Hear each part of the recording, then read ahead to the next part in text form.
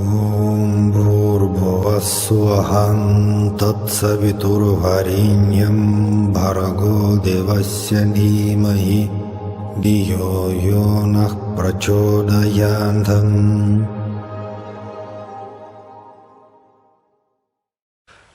So namaste everyone, we continue our videos on Autobiography of a Yogi, written by Paramahamsa Yogananda. I think it's natural for us to call this book the greatest book about meditation in the yoga tradition ever written. Let me remind you that Yogananda was a great, maybe even greatest Kriya Yoga master. He lived in the first half of 20th century, and actually this book was published in 1946, and since that time is bestseller number one on Kriya Yoga and just meditation. And okay, in this video we continue to discuss materials, information, messages from the chapter number 33, and the title goes like Babaji, the Yogi Christ of Modern India.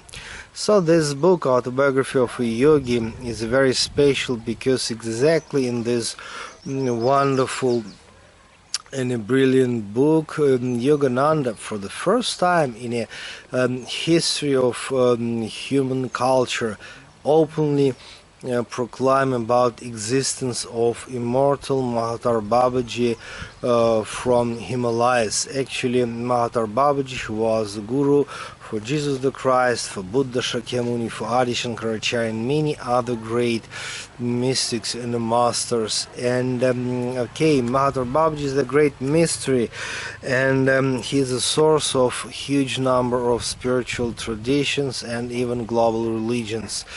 Now it's it seems that some authors and gurus proclaim that they know more and more about him, but okay, some information is genuine, some information is just confusion, or some it is fantasy. But anyway, Mahatar Babaji remains the great mystery. Let us read, let us see what kind of information we have from this book, Autobiography of a Yogi by Yogananda Paramahamsa. That's interesting that Yogananda Paramahamsa actually mentioning that traditionally this great master, whom we call Babaji, he has many names.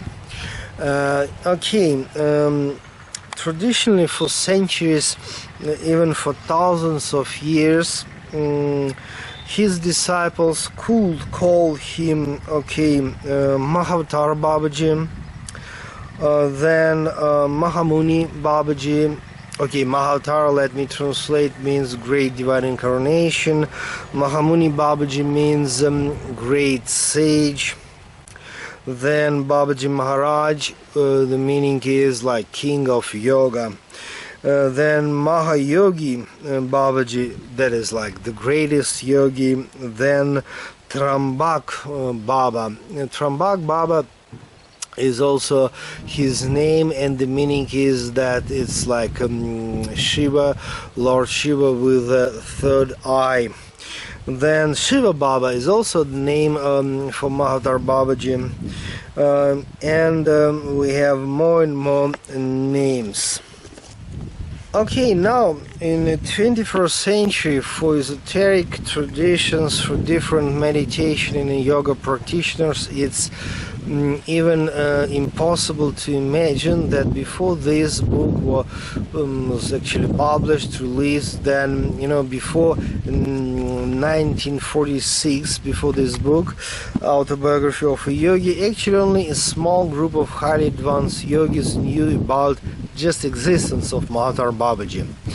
And honestly speaking, here in India, and at the moment I'm traveling through different wonderful pilgrimage centers in South India.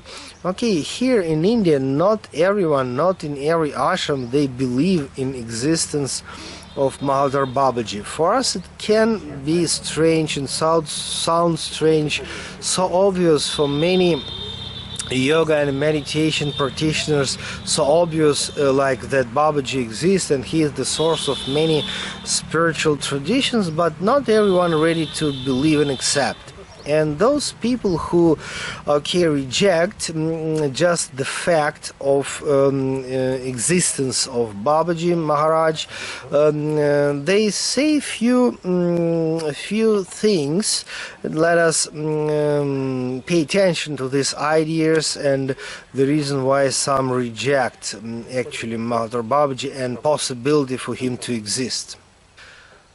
Okay, some people say that how can we believe that physical immortality is possible? Because our day-to-day experience is that, okay, our relatives, friends and neighbors, just everyone, all famous people, even extremely rich people, they can't be immortal, physically immortal. Of course, when we speak about religious and spiritual approach, we are sure that consciousness is immortal, but the physical body was born and we suppose it's going to die.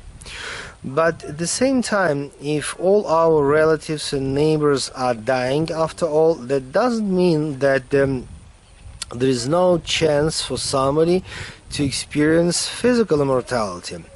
And actually we have a lot of information from different sources, by the way, that's also important, about existence of immortal masters, and we have a huge number of names and so a lot of details about all that immortal masters. For example, if we'll speak about Buddhist tradition, we know that the first immortal master for the Buddhist tradition was Prahivajra, and he experienced not death but a rainbow body. Some people even say that Prahivajra even now may quite physically appear in front of some disciples or just practitioners. And of course the most famous immortal guru for the Buddhist tradition is Padmasambhava. And story goes that that he was born in a place which is now modern Pakistan, and it was something like 8th or 7th century for sure. Okay, nobody knows. And he also experienced that highest level of self-realization, which includes physical immortality. And we have a lot of names for them, Hindu tantric and Hindu yogic gurus who are also on the same top level of self-realization. For example, in this book, Autobiography of a Yogi, Yogananda is mentioning about Agastya Muni, South Indian immortal guru, and also Patanjali Muni. He is also South Indian immortal master, and of course, most probably the most famous for the Nepal and Himalayas, generally speaking, for the North India, of course, Gorakhnath, also very famous immortal master. So it means we have really a lot of examples of this highest level of self-realization. So it means that's okay, that's not the point to speak in such a way that, okay, if we can't meet them, if all our friends and relatives basically are dying one by one. So anyway, some yogis may experience this highest level of God realization, which includes physical immortality.